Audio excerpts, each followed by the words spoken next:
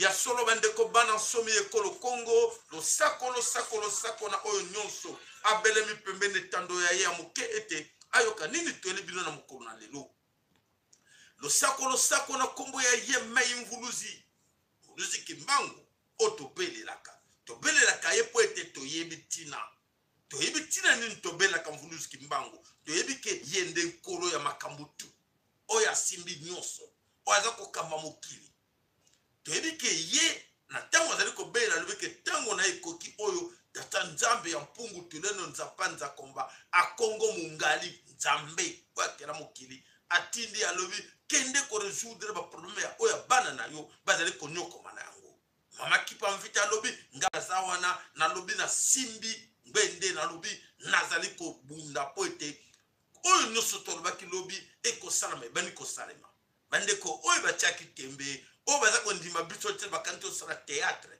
bakovivre yango boyoka nini ezali koleka na kati ya mabele ya este ya Congo eza koningisa mokili eza koningana bato bino moko babe na Congo ebele na kati na bino baza na kati ya bobungi baza koyeba te wapi basimba ntango toza koloba bazomona tozosala théâtre et alors tozosengana bino bolongwa na récréation esilaki ngonga kelasi ebeti ngongongongo botelema ntango infweni tosala na biso tozolobela bino ntango infweni mingi bazokanisa ke weye tozosakana na biso nanu te ngongo ntango infweni totelema po ete tobundela mabele ya bankoko po ete bato bayelaki biso comme badongolo miso totanga bakomo na bango au numéro 1 ya badongolo miso Roberwa asimba mutu ya badongolo miso alobi ngai kaka mapele oyo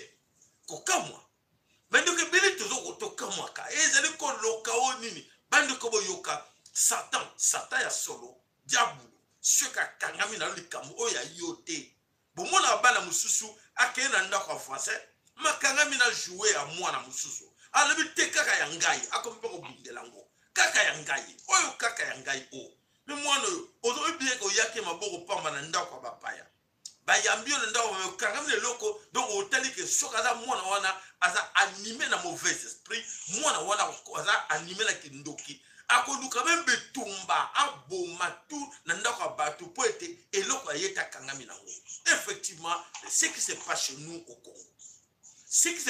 au Congo est à kindoki soko tali bato wana imaginez-vous na bato bazo kote na bango la communauté soi-disant internationale des barbares oyo balobi que oui ce sont des démocrates des démons oyo baza kokosa que oui bakote la pe bango mais imaginez-vous parce que là où vous êtes dans vos pays il y a des réfugiés quand même non dans chaque pays au monde il y a des réfugiés mais admettons que dans votre pays un groupe de réfugiés se mettent debout, dire écoutez, non, cette partie, cette terre-là, c'est à nous. Cette province, c'est à nous. Nous allons prendre cette province, ça doit devenir à nous. Qui parmi vous peut accepter cela? Qui parmi vous peut autoriser cela? Et voilà, ça se passe au Congo. Vous encouragez les mal. Qui parmi vous peut accepter qu'aujourd'hui, dans son pays, il a les richesses de son pays et quelqu'un, un voisin, qui vient dire, non, c'est à moi. Et il lui laisse le voisin qui a autorisé cela d'entrer chez eux, autorise que prenez tout ce que vous voulez, volez tout ce que vous voulez. Et le voisin ne dit rien. Et l'autre profite de la naïveté des autres pour continuer à voler. Et mais quand les propriétaires se mettent debout, faut rien dire. Laissez-nous continuer à voler. Laissez-nous cet à nous. Oh, maman, oh, Ezanini, Kolokaoni, Kindoki, avec tous ces gens ou quoi, avec leurs amis européens, occidentaux, américains, tout ça, ils sont complices dans cette histoire. Et ils osent aussi envoyer leurs militaires d'aller se battre pour quelque chose qui ne leur appartient pas. Incroyable, mais vrai. On vit ça devant nos enfants. C'est pour cela, ma tata, ma maman, quand on donne des explications comme ça dans nos émissions, expliquez à vos enfants ce qui se passe au Congo. Expliquez-les que voilà, le problème que nous avons au Congo, il y a un groupe de voleurs, des bandits qu'on a acceptés comme réfugiés, comme nous sommes ici, mais on dit oui, et cette rue-là, ça nous appartient. Nous, les étrangers, on dit non, les autochtones de cette ville n'ont pas droit à ça et ça nous appartient. Franchement, c'est regrettable. Et de voir que, oui, les gens les encouragent. Non, il faut tout faire. Il faut accepter. Il faut accepter de partager. Il faut... Incroyable, mais vrai. Et alors, nous, Dieu, Tatanzambi en Pongutulendo a dit, stop. Vos mafias, tout ce que vous avez fait au Congo, ils ont dit, stop, ça ne passera plus. Alors c'est à vous, Ben, à Congo, de communiquer ça à vos amis, de communiquer ça surtout à nos parents qui sont restés au pays. Réveillez-vous. Réveillez-vous, il est temps. Et alors, Otobane Koloba hier, Toza Koloba, Kagame, Museveni, Kabila, tout ce monde, personne ne croyait, Batingami, mais voilà, Tolobi, défaite, va échouer. Plan en bango, oh, nous sommes à bango. J'insistais tout le temps. Oh, ils allaient la voix du peuple Congo, le lac à Voulouzi, beaucoup récité. Maman, ou abno kansa, lobi, ah, biso ma belle, hango ba teki ya unkakate. Ba bote le biso ka ma belle unkakate. Lokuta, motako bote la yo ma belle azate. Quelques fanatiques, oh, les baso kosa bino wana, que oui, ba bote le biso, mboko ngese ke na unkakate. Ba komi na soni. Vous croire nga ba komi na soni, ceux baso bombe la bango information, VPK, la voix du peuple Congo est là pour dire la vérité. Mfuluzi, azawana, azakofula. Aza koloba lobela bango toko banga motote toko bango bele ye mota tanzambi toza wana poete tozo le ba vérité ya solo vérité swaka et pesa ka mal mais comment nous on pensait mentir ce peuple mentir troubler le monde mais comment vérité za kobima voilà toye na midi ya lelo comme ça bino réalité vérité à ce qui se passe en tout. Casque bleu, Monisco, Togo Sabino, Namokili, Nengenini, ezali kotambola. Oye bato musu ba telemele pe bango.